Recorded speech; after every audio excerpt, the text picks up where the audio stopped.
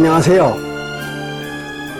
오늘은 멜기세덱의 반차를 쫓는 제사장에 대해서 우리 같이 이야기를 나눠보겠습니다.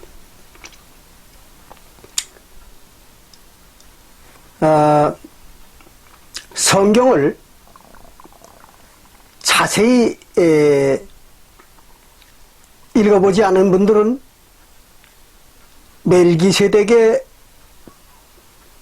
제사장이라는 그 명칭이 아마 다소 생소할지도 모르겠습니다.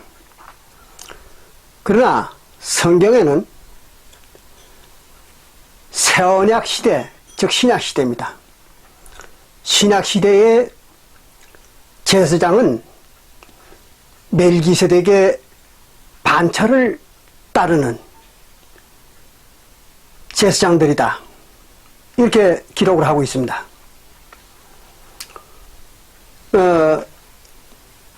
구약시대, 이스라엘 시대의 제사장들은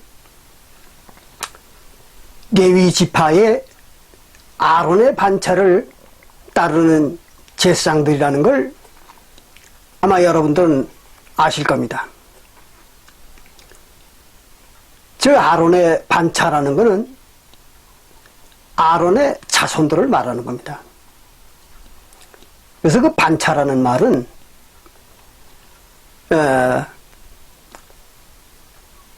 우리 한국 사람들의 옛날 벼슬 하던 사람들의 가문, 그걸 갖다가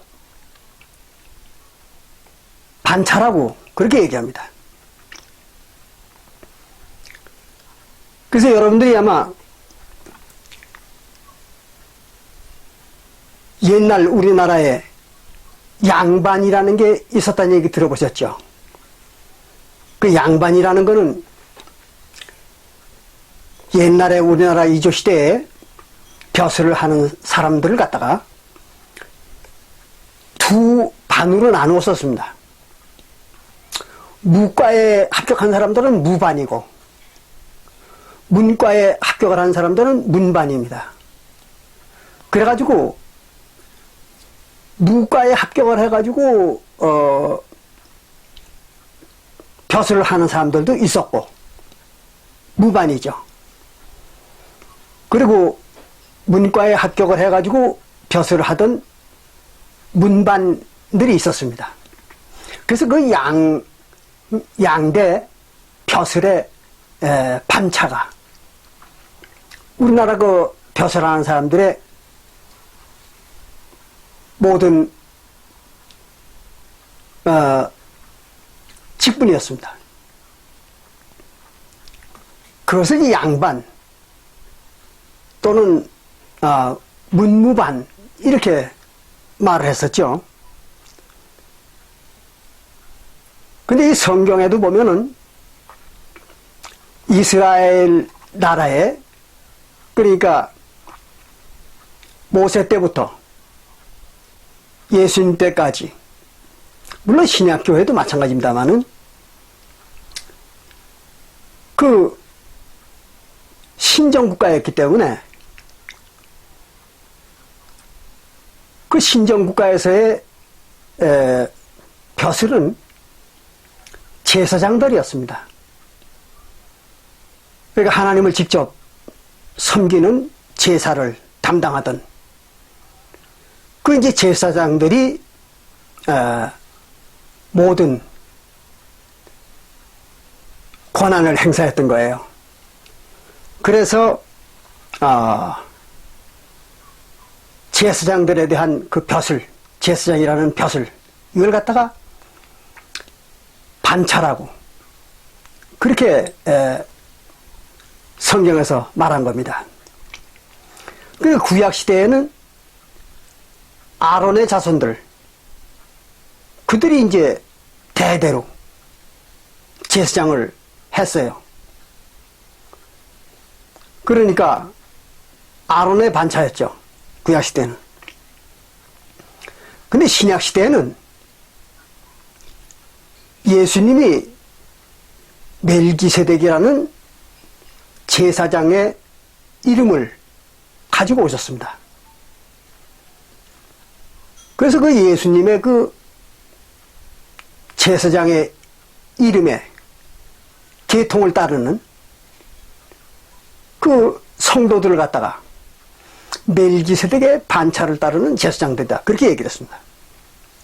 지난번에도 말씀을 드렸지만 신약 시대에는 구원받는 모든 성도들이 다 제사장이라고 그랬죠. 그거는 이제 베드로전서 2장 9절에 그런 말을 기록하고 있죠. 너희들은 왕같은 제사장들이다, 그랬어요. 구원받은 성도들을 보고. 이거 성도들은 제사장들입니다. 그러면 제사장이 있으면 그 제사장들을 다스리고 주관하는 대제사장이 있습니다. 구약 때도 그렇잖아요. 그리고 신약 때에도 대제사장이 있어야 됩니다. 근데 그 대제사장이 누군가 하면 예수님이라고 했어요. 히브리서 6장 20절에 보면 이런 말이 기록되어 있습니다. 히브리서 6장 20절에 보면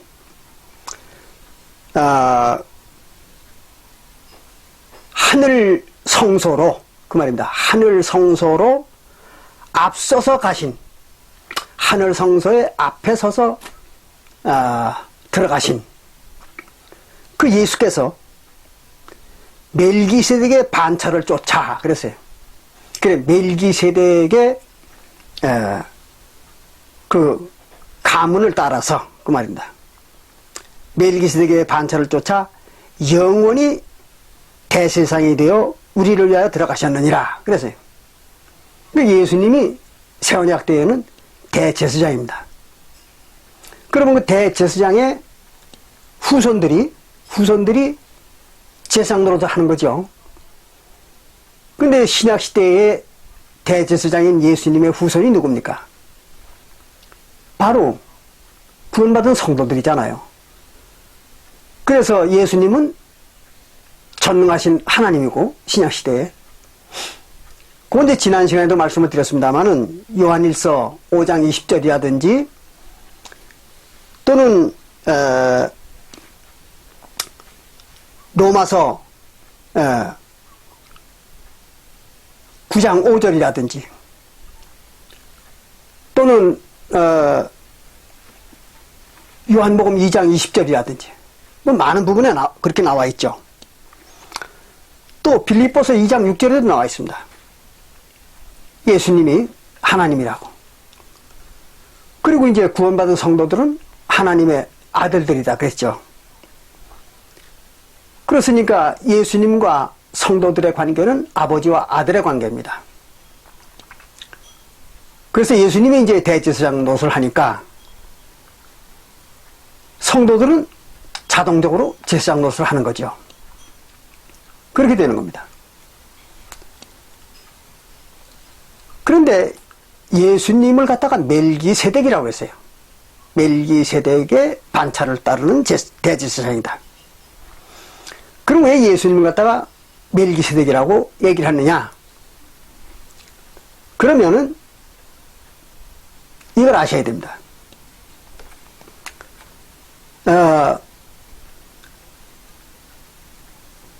하나님이신 이스라엘의 신은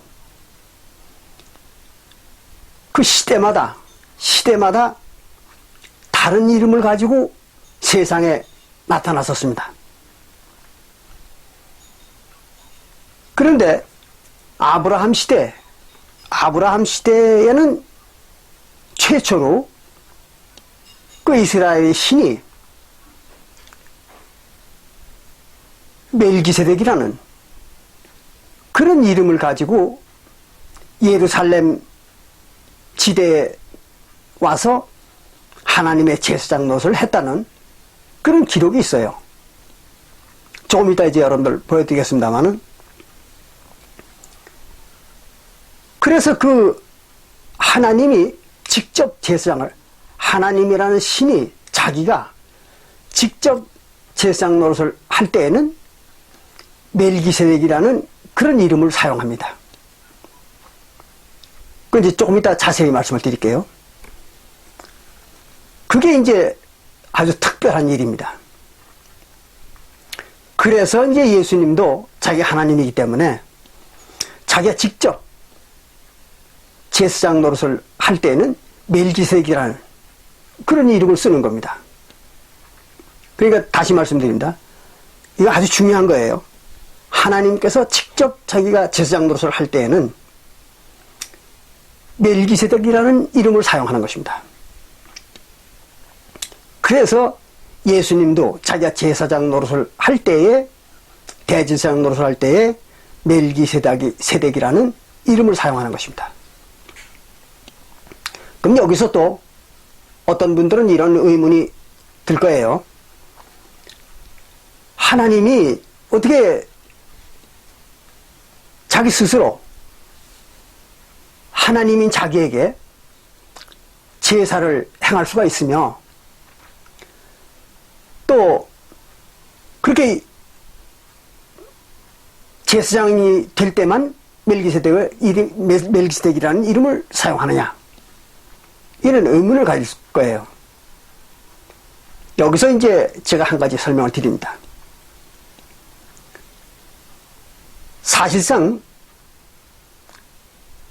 아브라함 때부터 사도시대 끝까지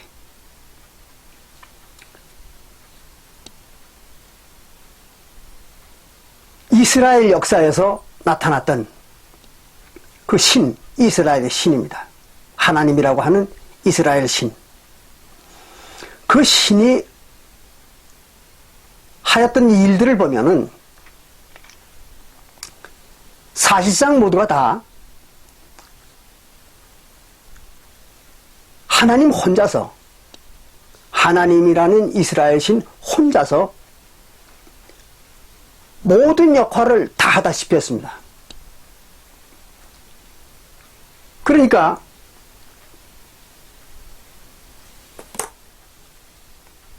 이스라엘 역사에서 나타나는 많은 그 선지자들이라든지, 뭐 이 얘기를 하려면 조금 길어지는지 모르겠습니다만 간단히만 말씀을 드리겠어요. 이스라엘 신이 1인극을 하셨던 겁니다. 그러니까 동시대에 또는 같은 시간대에 복수의 존재로 나타나가지고 또 다른 일을, 서로가 다른 일을 행하기도 하고, 하나님께서는 또는 그 시대마다 또 다른 이름과 다른 역할을 가지고 오셔가지고 일을 하기도 하고 그랬던 겁니다. 그럼 여러분들이 구약시대와 신약시대에 나타났던 많은 천사들을 기억하실 거예요. 무슨 가브리엘이라든지 또는 그 외에도 많은 천사들이 나타났었죠. 그런 그 천사들도 엄정히 따져보면 그거 다 하나님입니다. 어떻게 그걸 알 수 있느냐? 그러면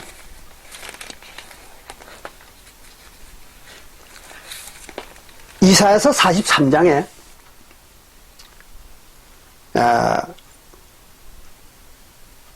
10절을 보면 이런 말이 있습니다.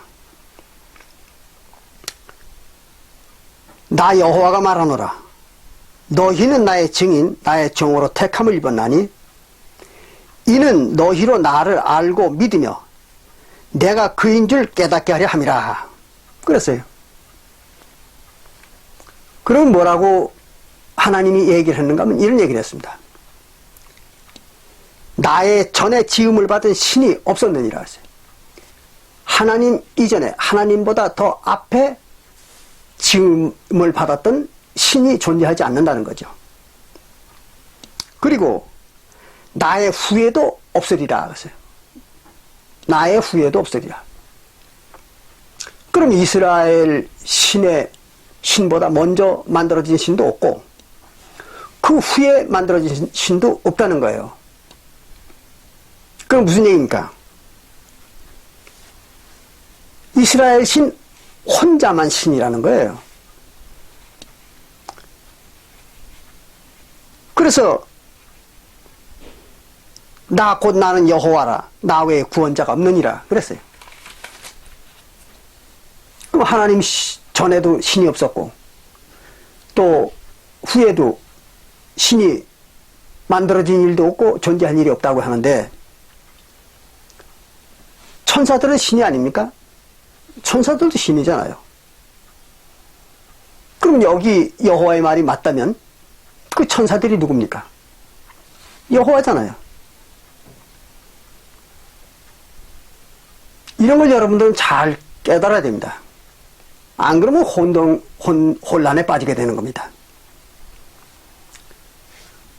신이라는 존재는 제가 지난번에도 말씀을 드렸습니다마는 자기 스스로 무수한 분신이 가능한 존재입니다. 그래서 하나님은 자기를 동시에 다수로 분신을 하기도 하고 또 그 분신들이 따로따로 다른 일을 하기도 하고 이럽니다. 그 1인극이죠. 혼자서 많은 배역을 하는 겁니다. 그걸 가능한 거예요. 신이. 그래서 이스라엘 신인 그 여호와 그분도 그런 일을 한 겁니다. 뭐 이 얘기는 시간이 없으니까 이쯤 해두고 이렇게 해서 그 신약 시대에 멜기세덱으로 왔었던 예수 그분도 마찬가지입니다.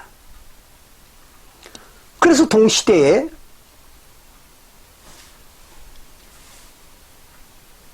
예수님이 멜기세덱이라는 이름도 사용하고 예수라는 이름도 사용했던 겁니다.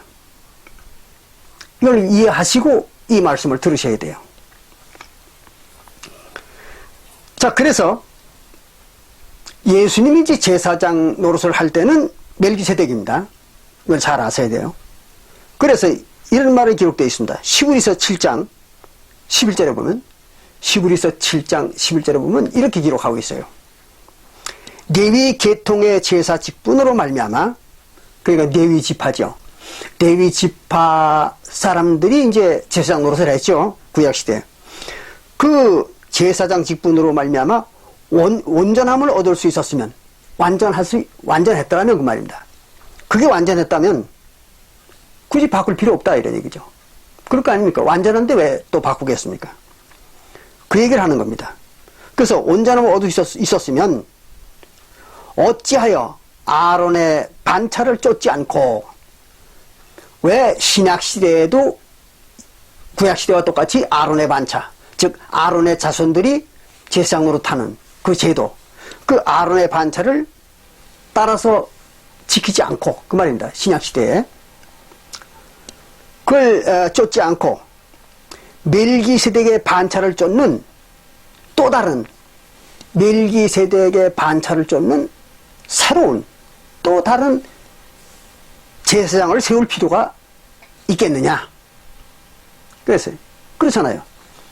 구약시대처럼 아론의 반차로 그냥 제사장들이 제사하면 그게 완전하다면 굳이 바뀔 필요 없는 거죠. 근데 신약시대에 와가지고 멜기세덱의 반차로 이렇게 바꿨다는 거죠. 그 이유가 왜 그런가 하면 이런 얘기입니다. 12절에 히브리서 7장 12절에 보면 제사장 직분이 변혁한 즉 율법도 반드시 변혁한다 그랬어요. 즉 제사장 직분이 바뀌었기 때문에 율법도 자연적으로 바뀐다는 거죠. 그럴 거 아닙니까? 구약시대 제사장을 규정했던 그 규례가 모세율법이잖아요. 그러니까 제사장을 규정하는 규례 자체도 율법입니다. 그런데 제사장 직분이 바뀌었으니까 당연히 율법도 바뀌어야죠. 그런 얘기입니다. 그래서 신약시대에 와서는 율법도 바뀌었다는 거죠. 그래서 13절에 이렇게 얘기했어요. 이것은 즉 멜기세덱의 반차를 쫓는 제사장 제도는 그 말입니다. 한 사람도 제단 일을 받들지 않는 다른 지파에 속한 자들을 가리켜 말한 것이라 그랬어요.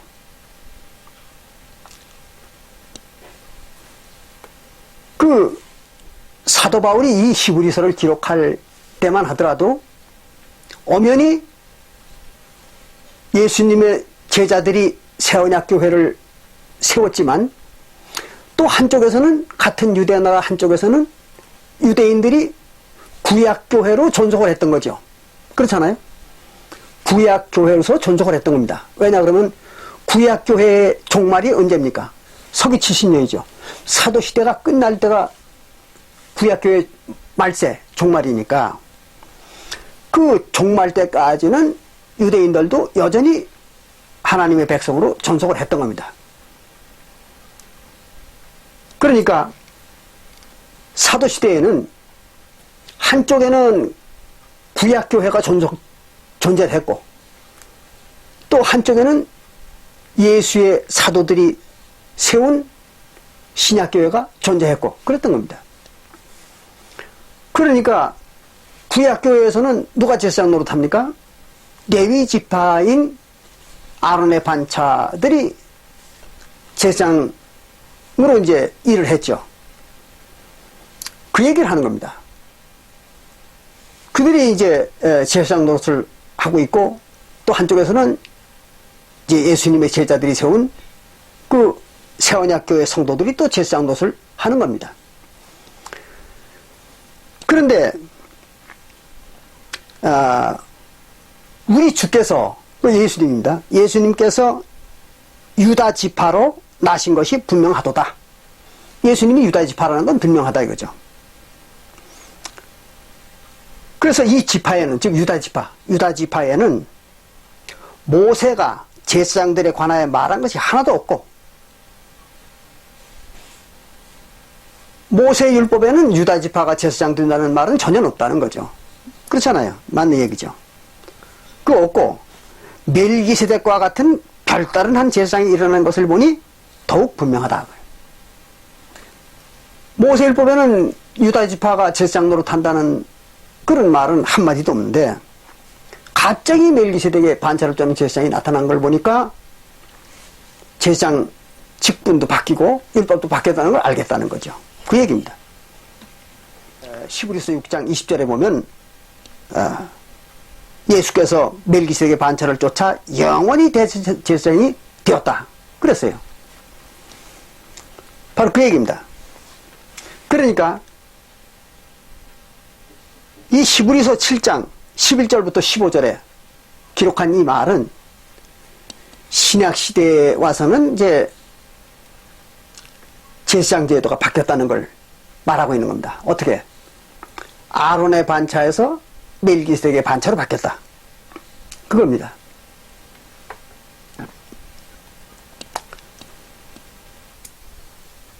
그러니까 아론의 반차에서 멜기세덱의 반차로 이제 바뀌었는데 그 멜기세덱의 반차의 대제사장은 누구냐면 예수님입니다. 그럼 그 멜기세덱이라는 제사장이 그럼 예수님 때 처음 나타난 거냐 하면 그렇지는 않습니다. 이제 우리가 그걸 확인하기 위해서 창세기 14장 17절부터 한번 봅니다. 그러면 이제 우리가 멜기세덱이 어떻게 해서 나타나기 시작했는가 하는 걸 이제 알게 됩니다. 창세기 14장 17절에 보면 이런 말이 나와 있습니다. 아브라함이 그돌라 오멜과 그와 함께한 왕들을 파하고 돌아올 때에 소돔 왕이 사회 골짜기 곧 왕국에 나와 그를 영접하였고 그랬어요. 이건 이제 아브라함이 전쟁을 하고 돌아올 때를 승전하고 돌아올 때의 얘기입니다. 이 당시에는 여러분들이 이제 14장을 쭉 읽어보면 아시겠지만 창세기 14장을 읽어보시면 대충 짐작이 갑니다만은 이 아브라함 시대에는요 가나안 일대에 무수한 이루 헤아릴 수 없이 많은 불악국가들이 있었던 겁니다. 전부 불악국가입니다. 그래가지고 불악마다 또는 시종마다 왕국을 이루고 있었던 거예요.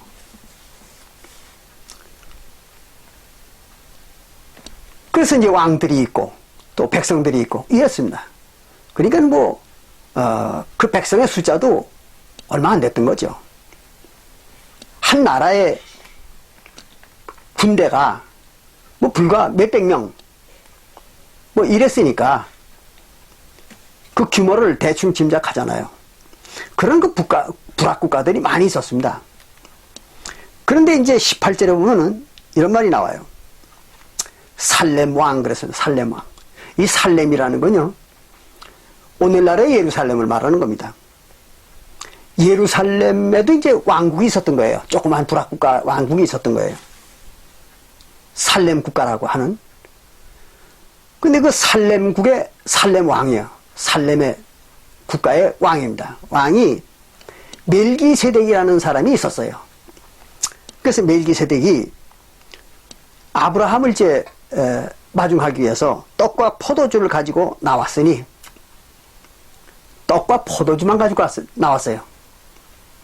이게 아주 중요한 것입니다. 꼭 기억하세요. 떡과 포도주를 가지고 나왔어요. 예수님이 마태복음 26장 26절과 28절에서 사도들에게 새 언약을 세울 때에 그때 떡과 포도주를 가지고 세웠잖아요. 축사한 떡과 포도주. 그것과 이게 일치하는 거죠. 그러니까 떡과 포도주는 바로 멜기세덱의 반차를 쫓는 제사장의 제물입니다. 그렇잖아요. 그래서 멜기세덱도 여기서 떡과 포도주를 가지고 나왔고 예수님도 멜기세덱의 반차를 쫓아 제사장이 된 예수도 떡과 포도주를 가지고 새 언약을 세우고 제사를 행했던 겁니다. 똑같잖아요. 그래서 떡과 포도주를 가지고 나왔으니 그는 지극히 높으신 하나님의 제사장이었더라. 그랬어요. 이 멜기세덱이 지극히 높으신 하나님의 제사장이었더라. 그럼 여기서 한 가지 분명한 설명을 드려야 되겠습니다. 뭐냐 그러면 이때에 아브라함 때에 나타났던 그 살렘 왕, 살렘 지방의 왕 멜기세덱이라는 사람, 이 사람이 지극히 높은 하나님의 제사장이라고 그랬어요. 그럼 이 제사장이 제사를 지냈겠습니까? 안 지냈겠습니까? 한번 생각해 보세요. 얼른 생각하면 제사장이니까 제사를 지냈을 거라 이렇게 생각할 수가 있어요. 그러나 이 사람은 제사장이지만 제사를 안 지냈습니다. 그걸 어떻게 알 수 있느냐 그러면 이때는 율법이 없었잖아요. 더군다나 이 멜기세덱이 나타났던 시기는 하나님이 즉 이스라엘 신이 아브라함과 언약도 체결하기 전입니다. 아브라함과 언약을 체결하기 전입니다. 그리고 모세에게 율법을 주기도 훨씬 전이죠. 그 이때는 뭐가 없었습니까? 율법이 없었던 거죠. 법이 없었던 겁니다. 그러니까 하나님의 법을 따라서 지키는 제사가 없었던 거죠. 그렇잖아요. 그럼에도 불구하고 제사장이라는 이런 명칭을 가지고 있었습니다. 이게 아주 중대한 문제예요. 예수님도 언약을 세우는 제사만 행했을 뿐이죠. 예수님께서는. 그 단번 제사죠. 지난번에 우리가 알아봤던 것처럼 단번 제사입니다. 그리고 그 후에는 어떻게 됐어요? 제사를 안 했죠. 예수님은. 제사를 안 했습니다. 육신으로 행하는 제사를 한 적이 없어요. 그럼에도 불구하고 예수님은 영원한 대제사장이라고 그랬습니다.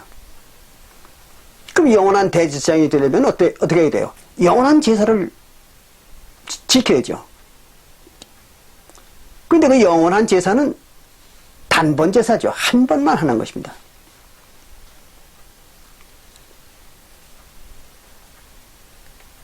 그러니까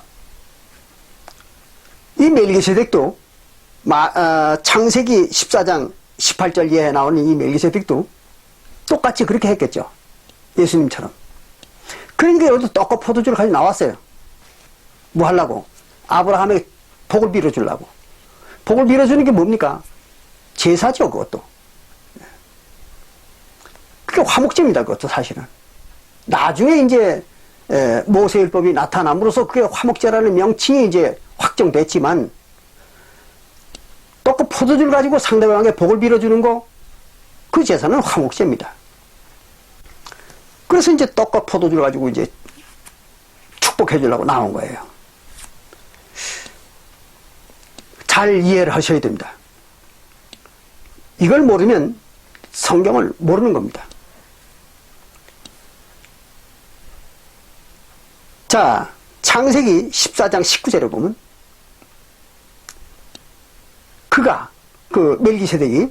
멜기세덱이라는 제사장이 아브라함에게 축복하여 가라되 복을 빌어주는 겁니다. 아브라함에게 복을 빌어주는 겁니다. 뭐라고 복을 빌어주냐면 천지의 주제시오 지극히 높으신 하나님이여 아브라함에게 복을 주시옵소서. 그랬어요. 아브라함에게 복을 주시옵소서.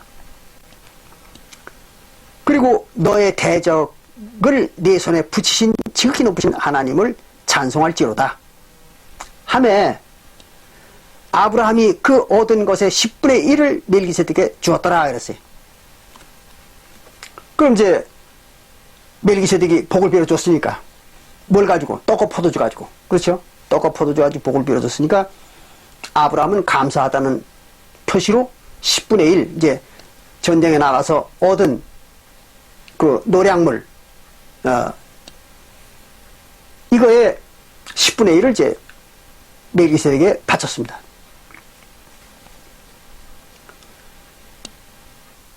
이게 다예요. 여기 기록 중에.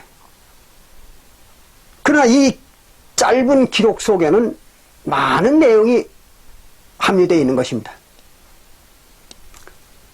근데 여기서 우리가 꼭 짚고 넘어가야 될 것이 어떤 교회들은 오늘날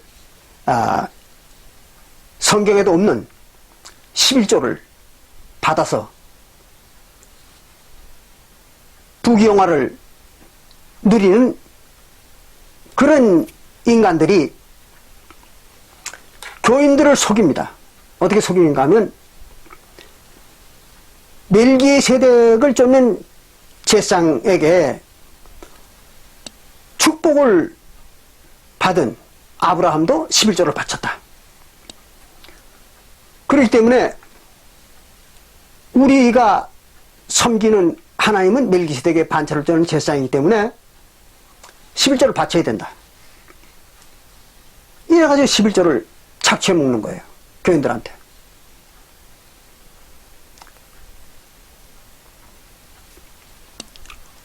아주 교활한 짓이죠. 여기에 이 멜기세덱의 반차에게, 멜기세덱의 제사장에게 아브라함이 10분의 1을 바친 것은요, 11조가 아닙니다. 여러분들이 깊이 생각하셔야 돼요. 그냥 엄벙덤벙 이 성경을 보고 생각하면 안 됩니다. 10분의 1을 바쳤으니까 11조라고. 그래, 거짓말 합니다. 11조라는 말은요, 모세 율법 이후에 나타난 11조라는 그 모세 율법에서 규정하고 있는 11조라는 그것은 10분의 1 세금입니다. 10분의 1 세금. 근데 종교세 있죠, 종교세. 그래서 11조 하는 그 조자는 세금 조자입니다. 내가 언젠가 한번 말씀을 드렸죠. 11조라는 건 10분의 1 세금입니다. 세금. 11조. 그래서 자기의 소득에, 그 이스라엘 백성들이 자기 소득의 10분의 1을 제사장들에게 바쳤던 거죠. 레위 지파에게. 그 대신 레위 지파는 뭐가 없습니까? 지분이 없었던 거예요. 즉 가나안 땅 중에서 단 한 톨도 받지 않았습니다. 레위 지파는. 그러니까 레위 지파 사람들은 자기네 사사로이 먹고 살 수 있는 땅을 한 톨도 받지 않았으니까 당연히 뭐 먹고 살 게 있어야 될 거 아니에요. 그래서 하나님께서 이제 이스라엘 백성들에게 소득의 10분의 1을 세금으로 바쳐라. 그래가지고 그 세금을 레위인들에게 줘라. 이렇게 이제 규정을 했던 거죠. 그럼 소득의 10분의 1을 한 번만 바치겠습니까? 아니면 계속 바쳐야겠습니까? 계속 바쳐야 되겠죠? 그래야 레위인들도 계속 먹고 살 거 아니에요. 한 번만 딱 바치고 말면 레위인들은 뭘 먹고 삽니까? 그런데 창세기 14장 18절부터 19절에 나온 이 멜기세덱에게 아브라함이 바친 11조, 11장 10분의 1을 바친 것은 딱 한 번이잖아요. 아브라함이 그 후에 계속해서 자기 소득의 10분의 1을 이 멜기세덱한테 바쳤다는 이런 기록이 없어요. 또 사실도 없고. 그러니까 이것이 모세율법에서 규정하는 11조 10분의 1 세금입니까?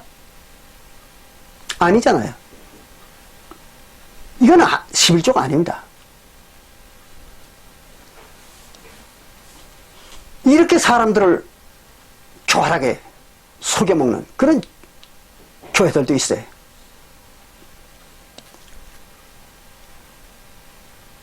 여러분들이 그런 데 속아서는 안 됩니다.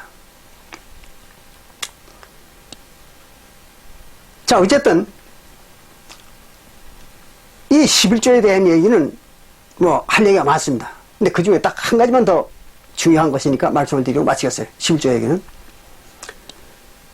11조라는 건 조금 아까도 말씀드린 것처럼 10분의 1 세금입니다. 세금.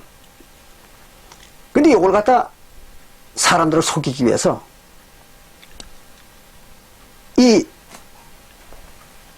신구약 성경 이 개혁판에 보면, 개혁판 한글판에 보면 조자를, 세금 조자인데 요거를 가지 조자를 떡하니 붙여놨어요. 여러분들이 한문 성경에 보면 분명히 나옵니다. 왜 거기다 가지 조자를 붙였겠습니까? 세금이라는 인식을 교인들한테 안 보여주려고 이런 교활한 짓들을 하는 겁니다. 교회들이. 세금을 거둔다 그러면 좀 이상하니까 가지조자를 딱 붙여놨어요. 그래서 11조. 그럼 어떻게 됩니까? 가지조자를 붙이면 뭐가 돼요? 11번째 조항 이런 말이 되잖아요. 모세율법에 무슨 11번째 조항이 11조입니까? 아니잖아요. 사람 속이는 거죠. 그러니까 뭐 제가 늘 하는 얘기지만 오늘날 교회들이 한 가지부터 100가지를 다 속이는 겁니다. 단 한 가지도 속이지 않는 게 없어요. 참 어처구니 없는 인간들이죠. 그래서 11조까지 속이는 거죠. 그리고 심지어는 어떤 교회들은요, 마태복음 23장 23절이 신약시대에도 11조 바치라는 얘기라는 거예요. 얼마나 기가 막히게 사람들을 속이는 사람들입니까? 양심도 없어요, 그 사람들은. 자, 봅시다. 과연 마태복음 23장 23절이 11조 바치라는 얘기인가? 신약시대에도 보겠습니다. 마태복음 23장 23절에 이렇게 기록하고 있어요. 화 있을진지라 그랬어요. 화를 당할 놈들이다 이거예요. 어떤 놈들이? 외식하는 서기관과 바리새인들. 그 거치려 하는 서기관과 바리새인들에 대한 얘기예요, 이거는. 그런 것이 신약교회들한테 하는 얘기가 아닙니다. 근데 이게 신약교회 성도들한테 하는 말이라고. 이게 교인들을 속여요. 그리고 또 속습니다, 교인들은 또. 참 어처구니없는 일이죠. 그래서 바리새인들이요. 너희가 박하와 회황과 근처에 11조는 들이대 그랬어요. 왜 박하와 회향과 이건 이제 향료죠, 향료. 향료와 근처 채소의 11조는 드리면서 그 말이에요. 그 당시에 이 바리새인과 서기관들이 향료에 대한 11조 그리고 채소에 대한 11조를 드렸던 거예요. 그랬으면서 율법에 더 중요한 의와 인과 신을 버렸도다. 그 모세율법에 있는 더 중요한 그런 것들은 하나도 안 지키지 않느냐 이거예요. 그리고 11조를 드리려면 그 향료와 채소에 대한 거 11조만 드려서는 안 되고 곡물이라든지 또는 자기가 무슨 장사를 해가지고 얻은 이익금이라든지 또는 짐승을 길러가지고 얻게 된 이득이라든지 그 모든 거에 대한 11조를 바쳐야죠. 그렇지 않습니까? 근데 뭐 얄팍한 수를 쓰는 이 바리새인과 서기관들이 향료와 채소에 대한 것만 11조를 드렸다는 거예요. 이거 그 얘기예요, 지금. 그리고 왜 더 중요한 것은 안 하고, 왜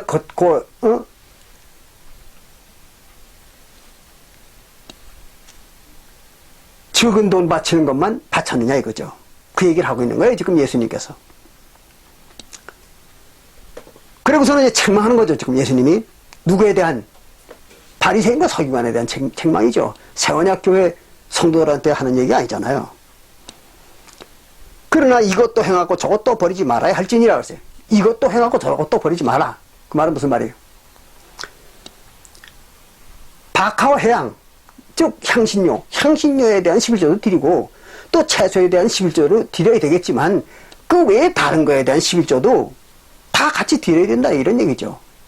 또 뿐만 아니라 모세율법을 다 지켜야 된다는 얘기죠. 근데 왜 모세율법에 다른 거는 안 지키면서 꼭 이 향료에 대한 거하고 채소에 대한 11조만 바치냐 이거예요. 그러니까 이것도 하고 저것도 다 해야 된다는 거죠. 그렇게 예수님이 책망한 겁니다. 근데 이걸 갖다 어떻게 가리키는가 하면요. 오늘 나왔던 교회에서는 요 마태복음 23장 23절이 11조 하라는 얘기인데 구약 때의 11조도 해야 되고 신약 때의 11조도 해야 된다는 얘기라는 거예요. 그래서 이것도 하고 저것도 하라. 즉 이것은 뭐예요? 구약 시대의 11조고 저것은 뭐예요? 그 신약 시대의 11조라는 얘기예요. 그래서 이것도 하고 저것도 하라는 얘기는 구약 시대의 11조도 해야 되고 신약 시대의 11조도 해야 된다는 얘기죠. 이렇게 사람들을 속이는 겁니다. 여기 신약 때 11조 이게 어디 있습니까 이게? 없잖아요 여기 아무리 읽어봐도. 완전히 야박이 하는 거죠 야박이. 교인들 데리고 야박이 하는 겁니다. 그런 야박에 또 교인들은 속아요. 감쪽같이 속습니다. 어처구니없는 얘기죠. 어쨌든 이제 11조 얘기는 이제 그만하시고요. 자 이렇게 해가지고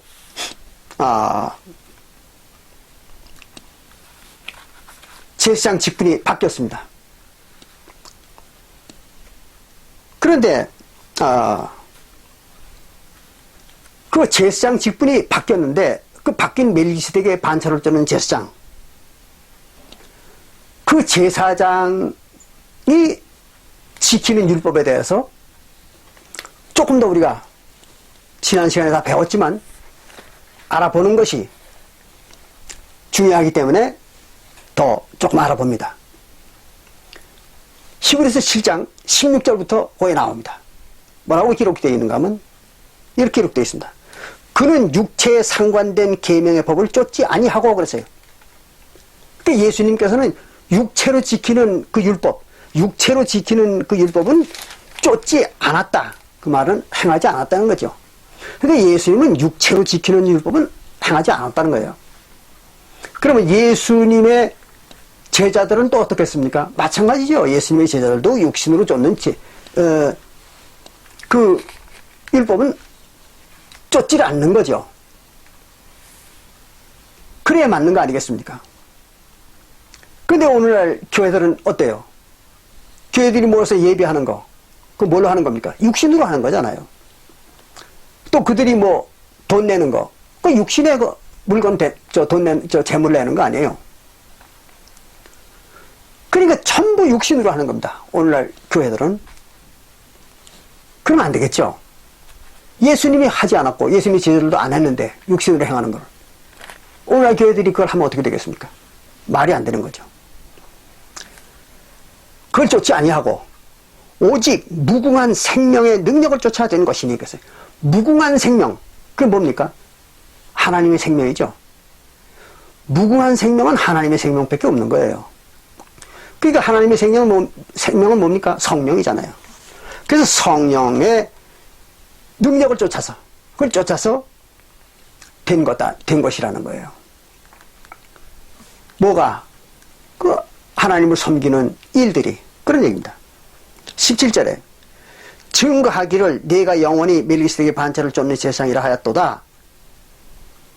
그래 놓고는 이제 지난번에 우리가 살펴본 것처럼 옛 계명이 연약하며 무익함으로 패하고 그랬어요. 옛 계명은 다 패한 겁니다. 무익하다는 거예요. 연약하다는 얘기는 쓸모가 없는 겁니다. 무익하고 또 아무런 쓸모도 없고 그게 뭐예요? 구약의 옛 계명이죠. 그리고 11조도 옛 계명이잖아요. 그럼 옛 계명을 다 패했다고 그랬는데 거기서 오직 11조하고 헌금만 요것만 안 패했다. 그러니까 요건 해라. 얼마나 교활한 놈들입니까? 네? 뭐 이렇게 하면 좀 지나친 말이 되겠죠. 네. 아주 교활한 사람들입니다. 그래서 무익함으로 패하고 이에 더 좋은 소망이 생기니 이것으로 우리가 하나님께 가까이 가느니라 했어요. 더 좋은 소망이 뭡니까? 구약시대처럼 육신으로 모든 걸 다 해야 되는 그런 것이 아니고 그 말입니다. 그리고 영으로만 하는 거, 마음으로만 하는 거, 그게 더 좋은 거잖아요. 육신으로 하는 거는 어떻다고 그랬습니까? 갈라디아서 2장 16절에 절대로 인간은 다 할 수 없다는 얘기죠. 그게 결국은 사망에 이르게 만다. 그런 얘기 아니에요? 근데 그게 아니고 마음으로 하는 거니까 간단하잖아요. 또 한 번만, 또 그것도 한 번만. 예. 그리고 그걸 통해서 하나님께 가까이 간다는 거죠. 신약시대에. 이렇게 아주 명백하게 기록하고 있어요.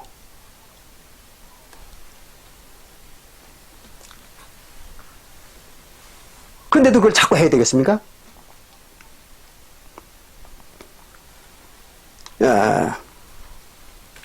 27절에 이거는 다 배운 거지만 한 번 더 확인합니다. 히브리서 8장 27절에 보면 7장 27절 7장 27절에 보면 저가 저 대제사장들이 즉 구약시대의 대제사장들이 먼저 자기 죄를 위하여 속죄하고 그 말입니다. 대제사장들은 먼저 지성소에 들어가기 전에 자기 죄에 대한 걸 먼저 속죄를 해야 된다. 그래서 자기 죄를 속하는 그 속죄제를 먼저 행합니다.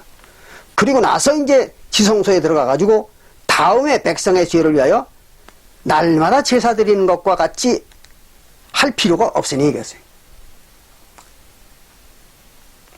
그러니까 백성들의 죄에 대한 속죄도 또 하는 겁니다.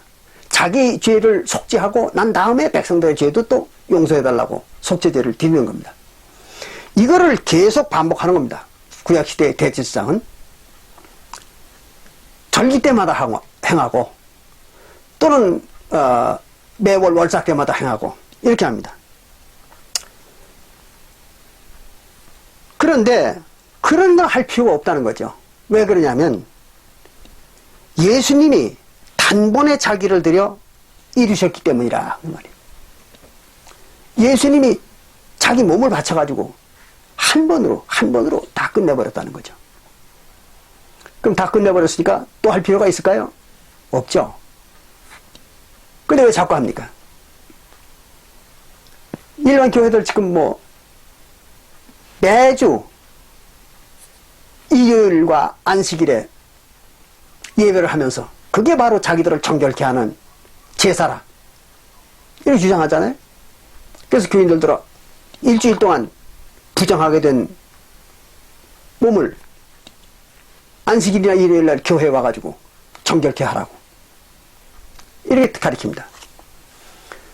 또 매 절기마다 그 절기를 지켜야 정결함을 얻는다. 이런 식으로 가르쳐요. 황당한 거짓말이죠. 한 번으로 끝났는데 그렇게 이제 사람들을 속여먹는 거죠. 자, 그러면 멜기세덱이라는 그 제사장이라는 그 신분을 한번 알아보겠습니다. 멜기세덱의 신분은 과연 어떤 것인가? 우리가 아까도 말씀드린 것처럼 멜기세덱의 제사장은 뭐예요? 하나님이라고 그랬죠. 그래서 예수님도 자기가 직접 제사장 노릇할 때는 멜기세덱이라는 명칭을 사용한다. 그렇죠? 보겠습니다. 히브리서 7장 2절부터 봅니다. 아브라함이 1절 10분의 1을 그에게 10분의 1을 그에게 나눠주니라. 그 이름을 번역한 즉 멜기세덱이라는 이름을 번역하면은 첫째는 의의 왕이요. 그래서 의의 왕. 의의 왕이라는 말은 무슨 말이냐면 하나님이라는 말이죠.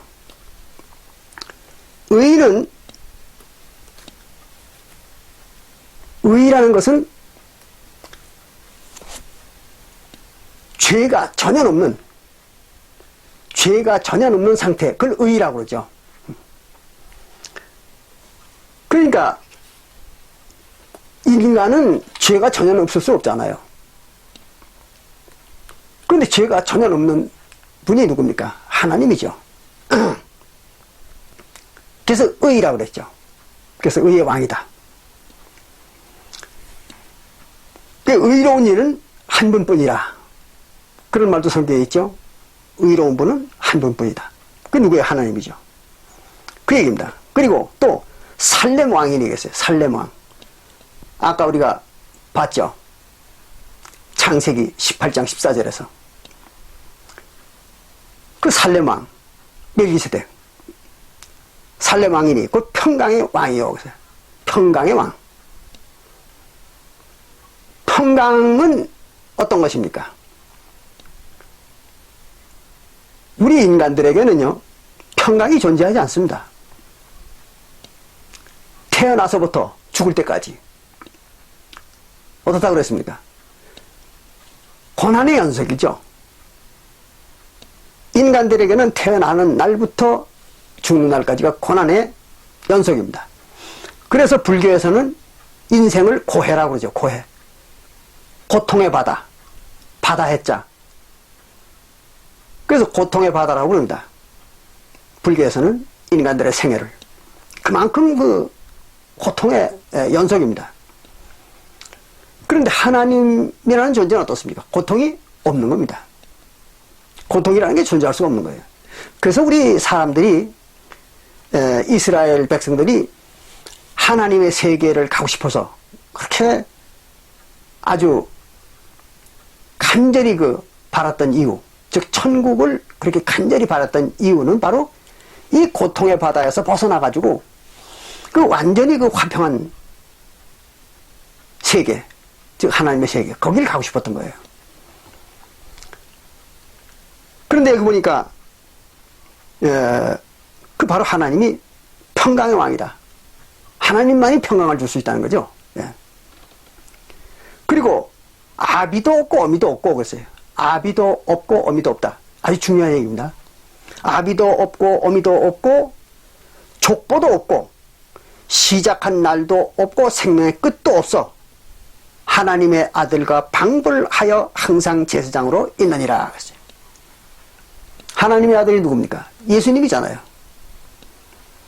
그래서 예수님과 방불하다는 얘기는 뭡니까? 같다는 얘기예요. 방불하다 그 말은 같다는 겁니다. 그 예수님과 같은 분이에요. 멜기세덱이. 그런데 중요한 건 뭐냐? 아비도 없고 어미도 없어요. 그 족보도 없고. 이게 하나님의 제사장 멜기세덱의 신분입니다. 그럼 이 세상에서 아비도 없고 어미도 없는 자는 누가 있습니까? 하나님밖에 없잖아요. 하나님만이 아비도 없고 어미도 없는 것입니다. 그래서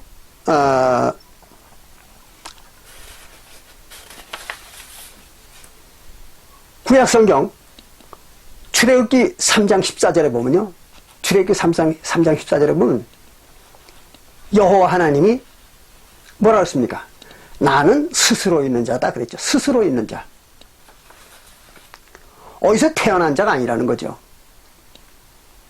그 스스로 있다는 거예요. 그러니까 아비도 없고 어미도 없죠. 족보도 있을 수가 없죠. 그러니까. 그게 하나님의 정체입니다. 그래서 바로 여기 얘기하는 이 아비도 없고 어미도 없고 족보도 없다는 얘기가 바로 그 얘기입니다.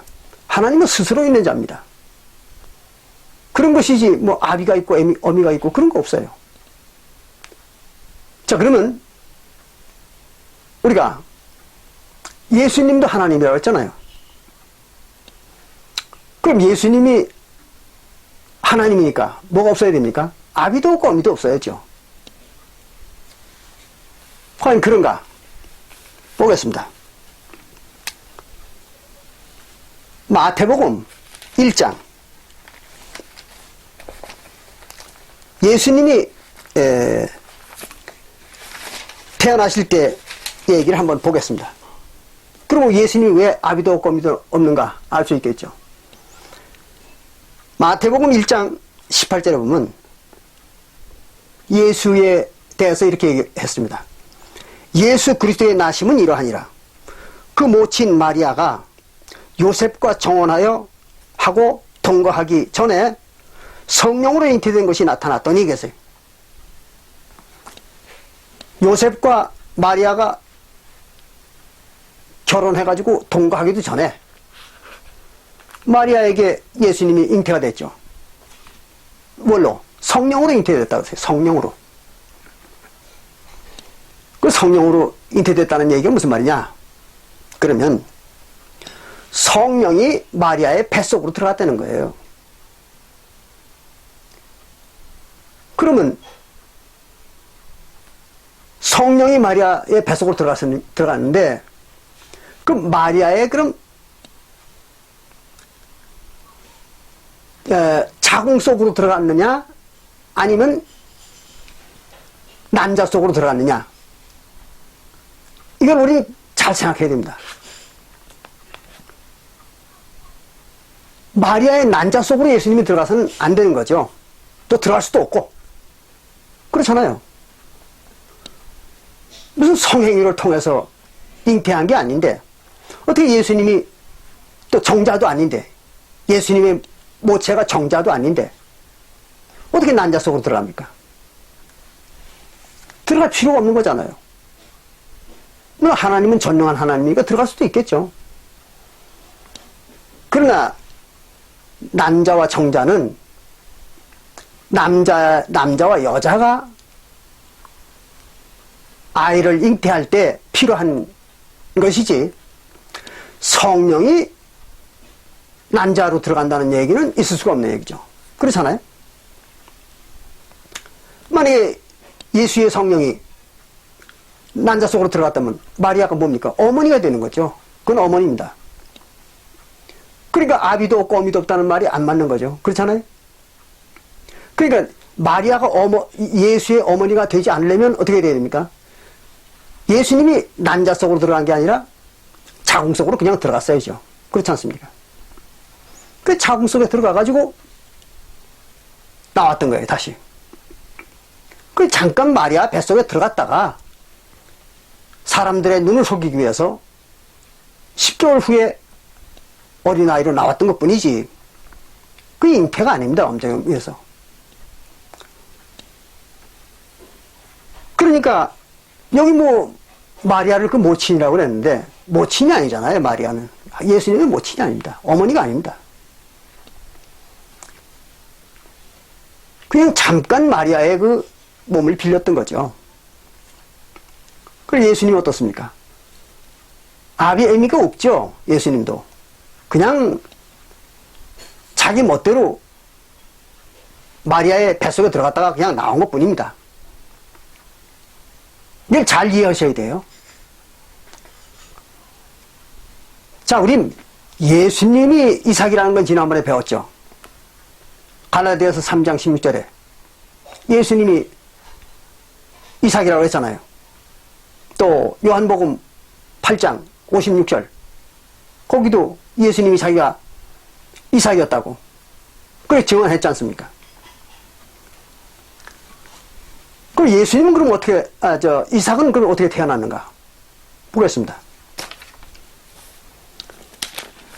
그 역시도 아브라함과 사라 사이에 태어났지만 이삭이 아브라함이 아비가 아닙니다. 또 사라가 어미가 아닙니다. 이삭에게. 보겠습니다. 창세기 17장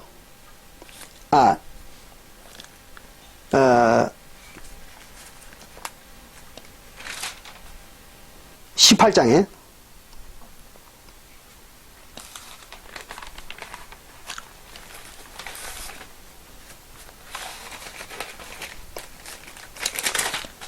창세기 18장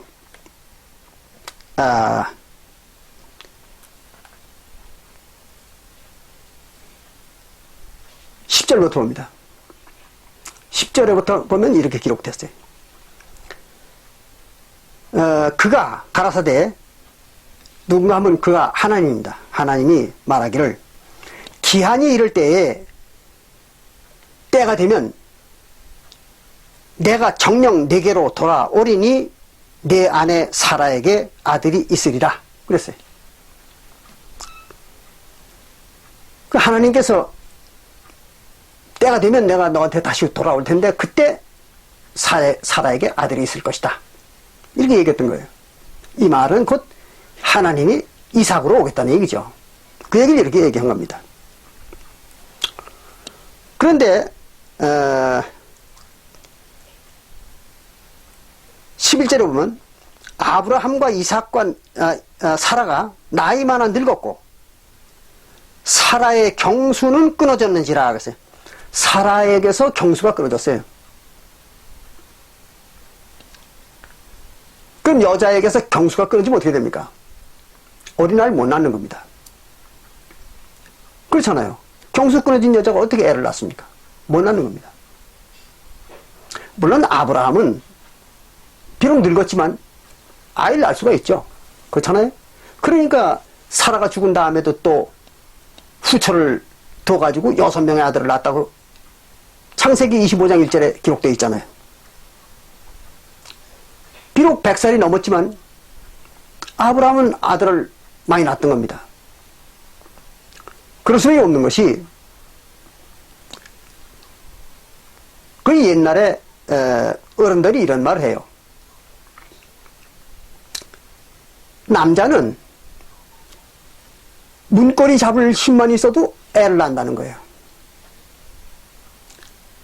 죽기 전에, 늙어서 죽기 전에 문고리 잡을 힘만 있어도 애를 낳는다고 그래요. 그런 얘기 들어보셨습니까? 그러니까 남자는 조금만 기력이 있어도 정자가 나온다는 거죠. 그러나 여자는 다릅니다. 여자는 아무리 기력이 장하더라도 경수가 끊어져 버리면 애를 절대 못 낳습니다. 그럴 거 아니에요. 난자가 안 나오니까. 남자는 항상 조금만 기력이 있어도 정자는 언제든지 나옵니다. 많이 나오냐 적게 나오냐 차이지. 나오는 거예요. 근데 여자는 경수가 끊어져 버리면 그걸로 끝입니다. 절대로 애를 못 낳습니다. 근데 여기 보니까 사라가 경수가 끊어졌다 그러잖아요. 근데 어떻게 이삭을 낳겠습니까? 말이 안 되는 거죠. 그건 못 낳는 거예요. 그러니까 사라가 안 믿었던 거죠. 내가 지금 경수가 끊어졌는데 무슨 애를 낳느냐. 안 믿었던 겁니다. 이게 그 얘기예요. 그러나 이제 하나님께서 그에 대해서 이런 말을 합니다. 14절에 여호와께 능치 못한 일이 있겠느냐 그랬어요. 하나님이 뭐 능치 못한 일이 뭐가 있느냐. 그러니까 내가 할 수 있다 이런 얘기죠. 하나님이 기한이 이를 때 내가 내게로 돌아오리니 사라에게 아들이 있으리라 그랬어요. 아주 장담을 한 겁니다. 예수님께서 약속을 한 거죠. 그래서 이삭은 아브라함의 정자와 사라의 난자가 결합해서 나온 아들이 아니잖아요. 그렇죠? 그러니까 엄정히 따지면 이삭은 아브라함과 사라의 아들이 아니잖아요. 그리고 이삭은 어미아비가 없는 겁니다. 그냥 나온 거죠. 뭘로? 성령으로. 예. 예수님과 똑같이 태어난 겁니다. 이삭도. 그래야 이삭이 하나님이죠. 그렇잖아요? 스스로 있는 자입니다. 어미도 없고 아비도 없는 거예요. 바로 그 얘기입니다. 그래서 이삭을 갖다 뭐라 그러냐? 약속의 자손이라고 했습니다. 약속의 자손. 약속을 해가지고 나온 것이지 그게 남자와 여자가 잉태해서 난 자식이 아니라는 거죠. 그래서 이삭을 가지고 뭐라냐면 약속의 자손이다. 그렇게 얘기한 거죠.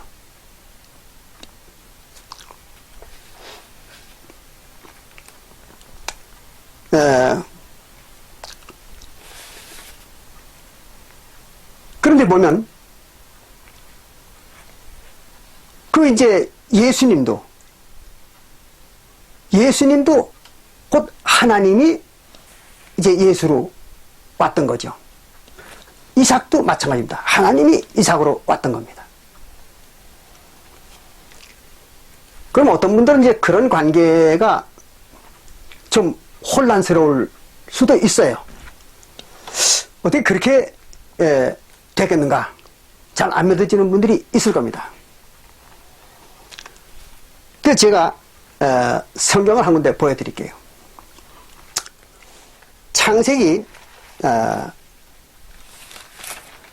48장